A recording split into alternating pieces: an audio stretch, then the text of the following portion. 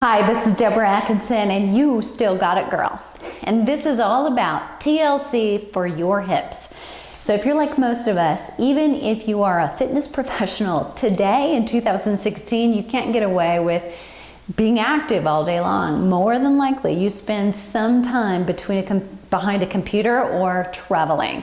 So all of that sitting is hardest on your hips. So if we're looking at all the joints, there are others that come into play, but we're going to target the hips with TLC, and I'm going to give you a series of quick exercises and stretches that will be like tender loving care for your hips.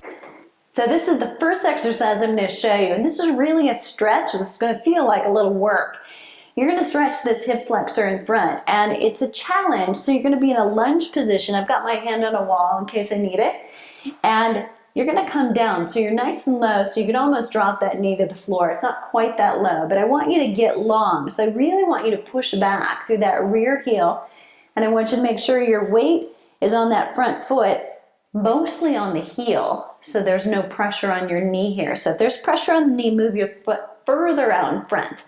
So what you should be feeling is if I tuck my hip under, I'm going to feel like I've got a greater stretch here. Now I can be in this position and watch.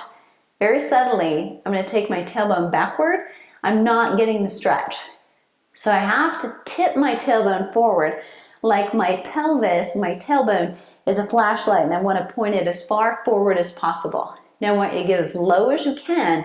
Watch the stretch. I'm going to bend at my knee and try to touch down and then straighten it without coming up and down.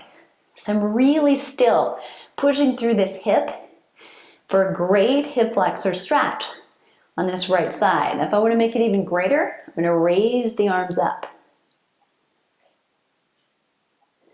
and release. And you're going to do that on the other side.